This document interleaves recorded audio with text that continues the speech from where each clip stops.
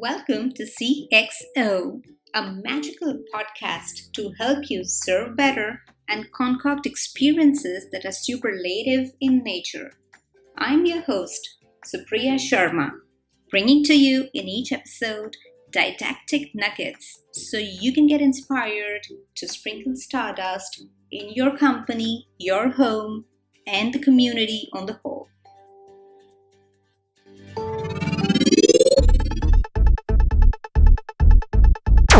Let's welcome our guest on CXO today. It's Christopher Brooks, a customer strategist with over 20 years of agency, client-side, and consultancy experience working with corporates across Europe and the Americas. He's now the MD at Clientship. He's also the host of CX Superheroes podcast, resident writer of the CX Leader series published in My Customer, founder of the Customer Experience World Games, a not-for-profit enterprise set up in response to COVID-19, and a guest lecturer in CX management at the International University of Monaco. Welcome to CXO, Christopher. Thank you so much, Supriya. It's great to be here and delighted to be your guest today. So, Christopher, where does the Beyond Business philosophy fit into this world of CX? Well, I think we've got a little lost along the way, and CX has become a mechanic to extract more revenue from customers in service of shareholders. Still the old model of, let's see what we can deliver to shareholders, and that's not really its potential. So the Beyond Business is to kind of take a step back. Simon Sinek talks about inspiring customers rather than persuading them. And I think when you start to look at customer experience in the way it can inspire improvements beyond customers, beyond employees, beyond communities, but into society, you start to find a place for it. So that's the genesis for it, is to say that you need to look at beyond business and think, how can my organization and what I do for my customers have a greater impact on their well-being and on society?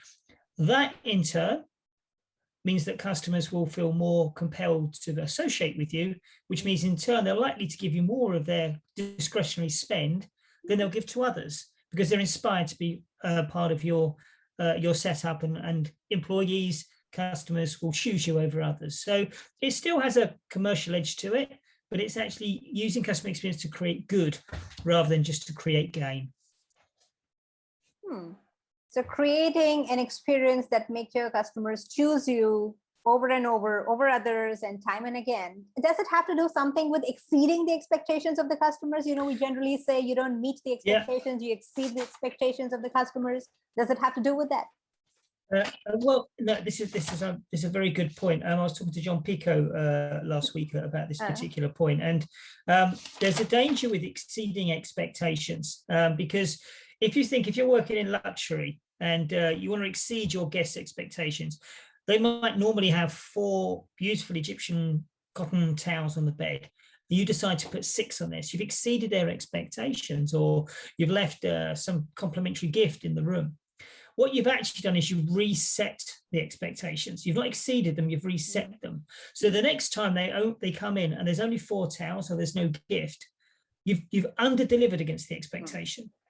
And now, if you're exceeding the expectation, that's more than I expected as a customer, which means you've eroded profit as well. So you need to say to your financial director, I don't need to do this. The customer will still come back to us because we're delivering a great experience, but I'm going to give them something in addition, which means you're going to have to take some money out of your bottom line. And you see what sort of response you get back from the finance director. They're not particularly happy. John Pico puts it in a much better way. And it's kind of delivering pleasant surprises. If you deliver surprises, then it's much more discretionary. And referring back to the hotel industry, they're the best at this. They're able to deliver these discretionary surprises. They don't have to be kind of commercially thought through. So yeah, I have trouble with the expression exceed expectations. Does it have to do with the perspective? Because we say that perspective is the most important tool in CX.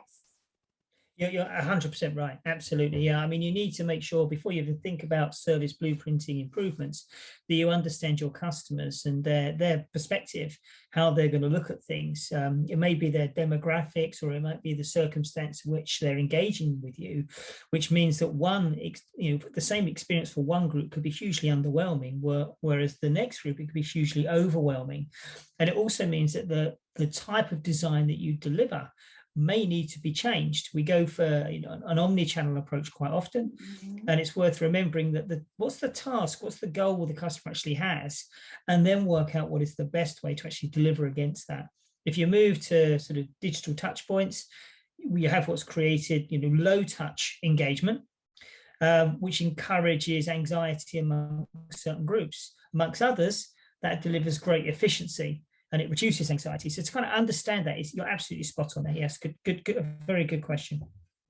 Yeah, and you brought out a really interesting point there, the omni-channel strategies that all of us are up to these days. But don't you think it's increasing intrusion and complexity? Because by the time you order something on an online mart and by the time you receive it at your home, you already had 10 notifications. It's like you are being bombarded with notifications. I understand it has to do with knowing the customer and what the customer wants. But then if you have two different kinds of customers with the same kind of organization, how those two organizations deliver on the expectations of both the customers? One can say, oh, I don't like those notifications. And the other says, yes, I want those notifications. I want to know where my packet actually is on the way. But it's such a good point. I work with an organization, and they say that working with you, it's 75% of our time is taken up managing the interactions, which only leaves me 25% to deal with the other 19 companies we have to deal with. So you have some organizations who really overburden the customer in order to deliver what they think is an effortless experience, because we're keeping you up to date all the way through. Whereas some customers would turn around and say, I don't need that. I really don't need that. I'm working with a clothes retailer, and there's a group of customers who will always contact you before a product has arrived, not because they believe it's not going to arrive or they want to cancel it, but they just have that anxiety. As a group, you've got to deal with them. Whereas there's another group, the last thing they want is to know about what the problem is until if it arrives or it doesn't arrive, they deal with it then. And you have to design for both these groups and just make it accessible to them.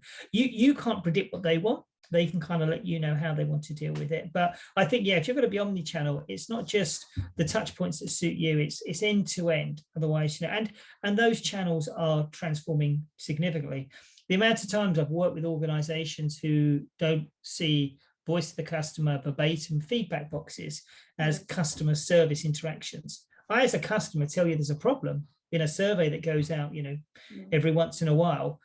That's as good as me contacting the customer service team and saying I have a problem. You have to do closed loop. You have to deal with it in the same way. So if you're going to deliver omni-channel, every single one of those interactions is an experience which will increase or decrease the customer's confidence.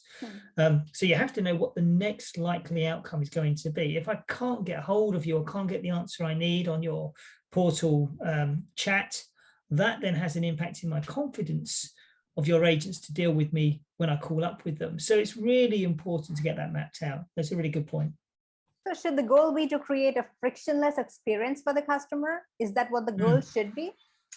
Well, I think frictionless is interesting, isn't it? Because if you can make it frictionless, the danger is, and this is the real challenge, I forget to value you. I don't see you in my world. You basically take away all the problems and anxieties, which is great.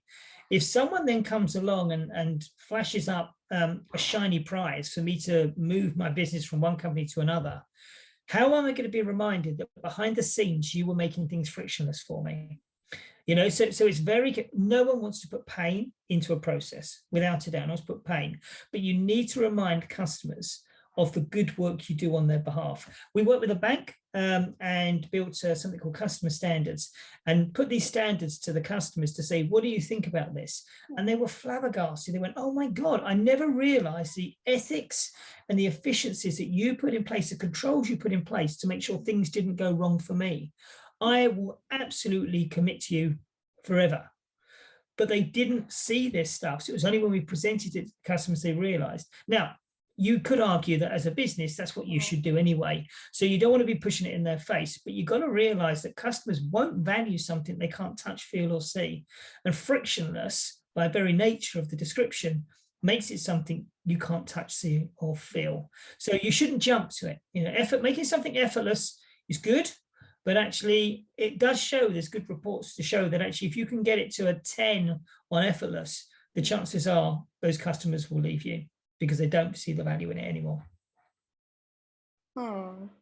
That's like saying if you don't have sadness in life, you won't realize the value of happiness. Exactly. You need perspective. We need context in this regard. You need some context. I need to know that when things go wrong, an organization there is to will pick me up and put me back on my feet. If they do it in such a way that I don't realize that I'm being picked up and put back on my feet, it doesn't increase my confidence in their ability to do that. I don't know that they can do it. So how do I know that when it does go wrong, they will pick me up and put me back on my feet? So I mean, you take organizations like Visa or MasterCard, behind the scenes, their networks are incredible. You can't be telling customers all the time, do you know how many, fraudulent issues we kind of saved every single day? But actually, when you do package it and you make people aware of just the work that you do behind the scenes for them, it justifies the premium in the price that may be charged for that particular service as well.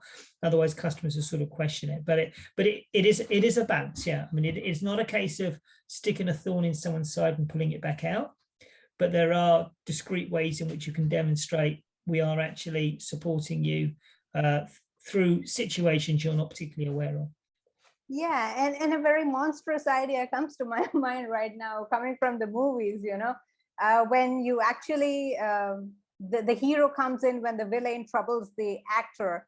So something like that, only when we create problems for customers deliberately first, and then we come out as a hero. Okay, we are here to solve your problems for you. Exactly. There are, and there's, again, John Pico, I spoke to him recently, he talks about recovery with style. Recovery with style. Exactly to that point. The hero coming in with a cape and kind of saving the day. But I mean, I think Amazon call it flipping the turtle. The idea of you put someone back onto their feet, and one of the retailers in the UK call it heroic recovery. So, it is making sure that when you do that, the last interaction you have leaves a very positive impression for the customer. So they can remember, well, okay, but when things don't typically go wrong, but when they do, I have utmost confidence they will take care of things for me. So that's the kind of premise you want to create. Okay, and just tracing the roots of customer experience, because I'm really inquisitive about this. Looking back 10 years or 15 years, the concept or the idea of customer experience wasn't so popular. However, it has actually existed since the time, maybe the first purchase was ever made. There has been an experience involved with it. Then where did the breakthrough actually come in from? How did we get to learn about this concept of customer experience? It's just like saying gravity always existed, but since Newton saw the apple falling and he decided, okay, this was due to gravity, then we started saying, oh, there is a force of gravity. It's a very good point. I mean, I think if you look at kind of the curves, we've gone from, it's about evolution. So I sometimes describe it in terms of the turnip, a simple turnip. Now, originally, if you wanted a turnip, there would be a farmhand sitting on the side of the road with a turnip covered in mud saying, will you buy the turnip? Do you want the turnip? And you'd say, I don't know what a turnip is, but I'll take it away and I'll do something with it. And then what happened is the supply chain got in place and it got cleaned up and it was put into a supermarket. So then you look and say, there's a turnip, and you increase the value of it, but you're still buying a product as it goes. And then someone turns around and says, well, I'll tell you what we can do with this turnip. We can put it into a soup and put it into a restaurant, and I can package a service around it. So now you get a turnip which tastes better, and you get the service around it. You start to experience it, and then you get to the points. If you take, I don't know if you know the chef Jamie Oliver. You may or may not know the chef Jamie Oliver. But what he then did was he took 15 people who were homeless and taught them to cook, and they came into the restaurant and they actually made the food. So now you've got a social experience going on. And it's all around the very same thing, the turnip. It's just the evolution. Now, the person standing on the side of the road selling their turnip isn't going to sell any turnips anymore. So obviously, you've got these different levels of evolution. Now, practically, why has it evolved? Why has customer experience evolved?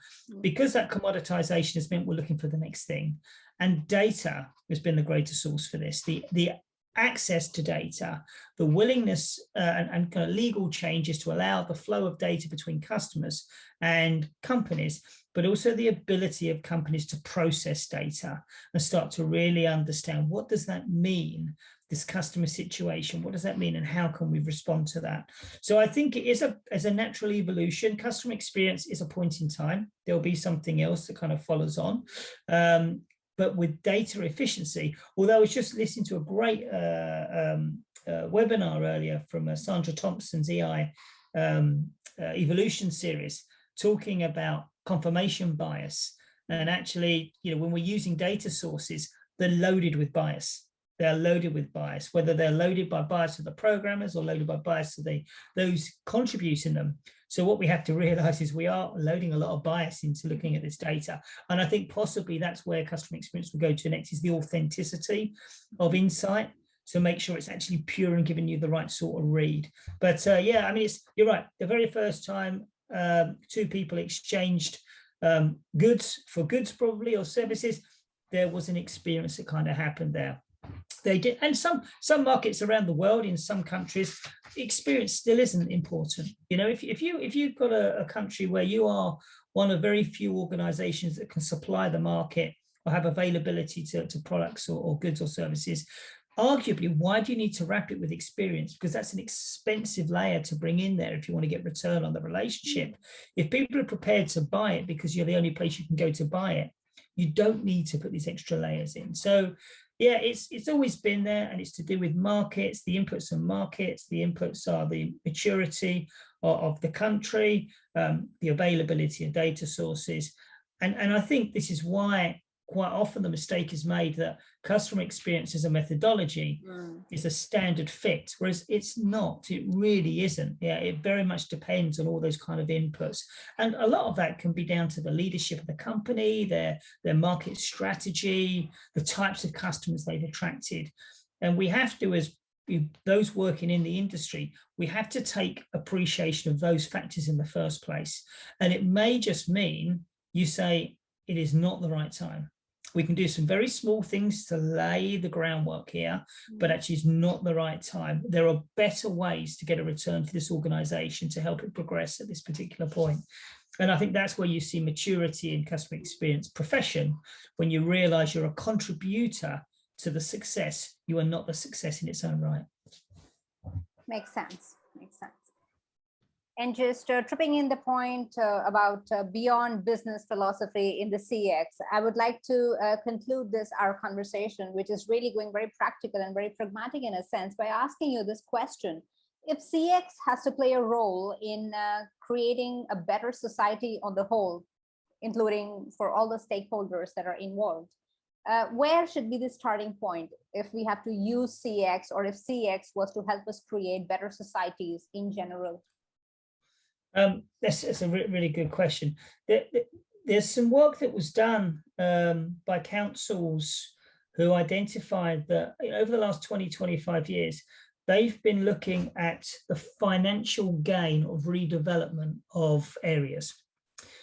What this has led to is a focus on things like retailing, because you get high transactions from the community and relatively low skilled workers come into play. What it means is that you then lack investment into things like educational institutions, manufacturing. If we see what we saw in the last 18 months, retailing didn't have a particularly happy time. So the community at the end is massively impacted. So I think it starts with the currency you place upon the improvement you're looking to achieve.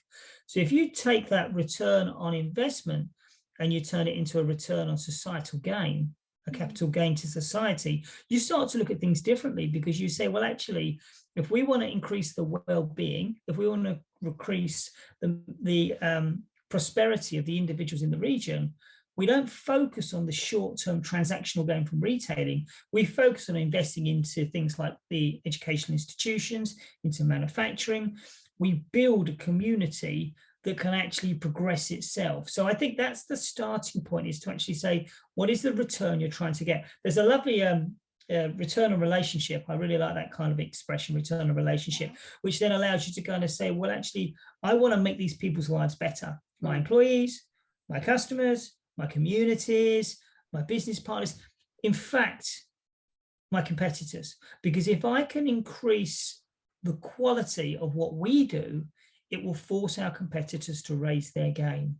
And that's going to be good for everyone else. Now, there was a piece that happened it happened 2 or 3 times, but in the fast food industry during the lockdown, I saw something quite incredible. And I think this gives us an insight in terms of what the future looks like in customer experience, where the chain Burger King was advertising outside of its branches. You love a Burger King, but McDonald's, Kentucky Fried Chicken, all the other fast food retailers have employees, they have supply chains that also need to survive in order for us to be our best. So please drive past and go and eat from their restaurants. That is an industry recognizing that it needs to work together, and go and see what they're now. If you go there and the experience is awful, you're going to come back to Burger King anyway. If you go there and you enjoy their food, maybe they were better served for you, so you've been inspired to go somewhere else.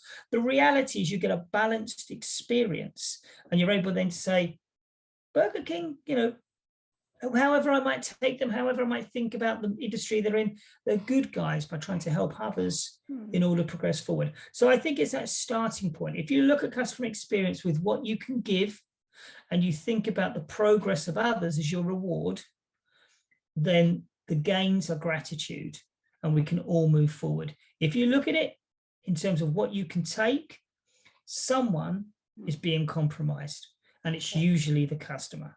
So I think that's the maturity that needs to happen for us to get to that beyond business perspective. We created a movement called the Customer Experience World Games, where we've got 400 volunteers who contribute time and talent, and it's leading to actual improvements to charities in places like Bangladesh, in places like Mexico, in places like Rwanda, where we're seeing real progress. We're making improvements to their benefactors and their donors just by contributing and not thinking what we can actually take.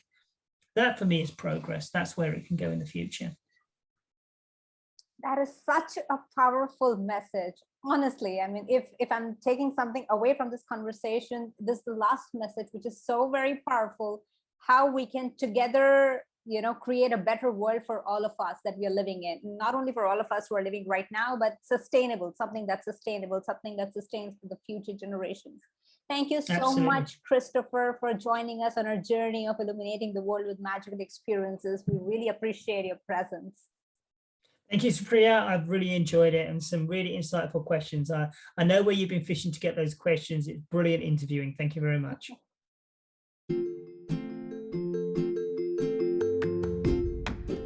Thanks for listening to CXO with your host, Supriya. I hope you enjoyed a dive into the nitty-gritty of customer experience. If you are committed to applying these ideas in the real world, stay tuned with me. Don't forget to check out all the links and resources in the show notes. That's all for this episode, folks. See you next time.